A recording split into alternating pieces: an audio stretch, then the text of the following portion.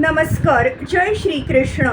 Shrikrishna Chaitanya Prabhu Nityanand, Shri Advaita Gadadhar, श्रीवासदि गौरभक्तवृंदा.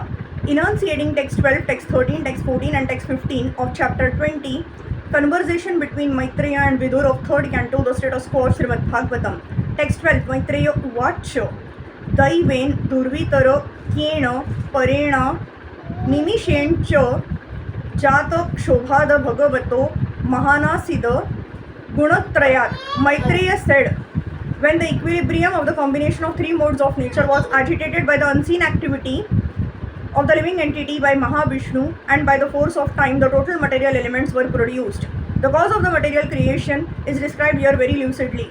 The first cause is Daiva, or the destiny of the conditioned soul. The material creation exists for the conditioned soul who wanted to become a false lord for sense enjoyment.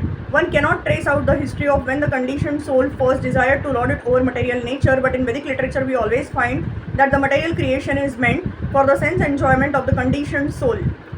There is a nice verse which says that the sum and substance of the conditioned soul's sense enjoyment is that as soon as he forgets his primary duty to render service to the Lord, he creates an atmosphere of sense enjoyment, which is called Maya. That is the cause of material creation. Another word used here is Durvitara Kena. No one can argue about when and how the conditioned soul became desirous of sense enjoyment, but the cause is there. Material nature is an atmosphere meant only for the sense enjoyment of the conditioned soul, and it is created by the personality of Godhead. It is mentioned here that in the beginning of the creation, the material nature or Prakriti is agitated by the personality of Godhead Vishnu. There are three Vishnus mentioned. One is Mahavishnu, another is Garbhodakshay Vishnu, and the third is Shirodakshay Vishnu. The first canto of Srimad Bhagavatam discusses all these three Vishnus, and here also it is confirmed that Vishnu is the cause of creation. From Bhagavad Gita also we learn that Prakriti begins to work and is still working under Krishna's or Vishnu's glance of superintendence, but the Supreme Personality of Godhead is unchangeable. One should not mistakenly think that because the creation emanates from the Supreme Personality of Godhead, he has therefore transformed into this material cosmic manifestation. He exists in his personal form always, but the cosmic manifestation takes place by his inconceivable potency.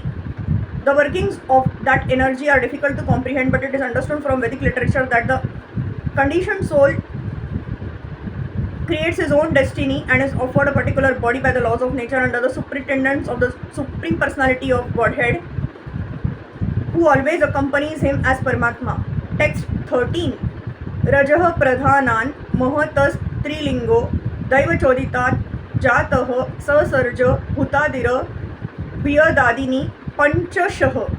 As impelled by the destiny of the Jeev, the false ego, which is of three kinds, evolved from the Mahat Tattva, in which the element of Rajas predominates. From the ego, in turn, evolved many groups of five principles. The primordial matter or Prakriti material nature, consisting of three modes, generates four groups of five.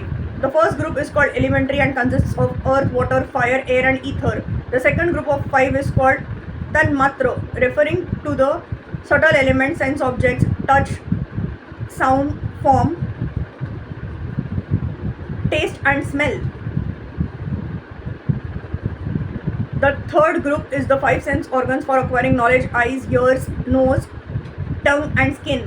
The fourth group is the five working senses: speech, hands, feet, anus and genitals. Some say that there are five groups of five. One group is the sense objects, one is the five elements, one is the five sense organs for acquiring knowledge, another is the senses for working, and the fifth group are the five deities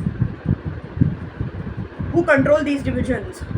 Text 14. Tani chaikaikashah srashtu samarthani bhautikam samahatya daiva yogen haima mandama vasrujan. Separately unable to produce the material universe, they combined with the help of the energy of the Supreme Lord and were able to produce a shining egg. Text 15. So asha yishtabdhi salile andakosho niratmakah sagrama vai varsha sahasra manva vatsita तमेश्वरः. For over 1000 years, the shining egg lay on the waters of the causal ocean in the lifeless state.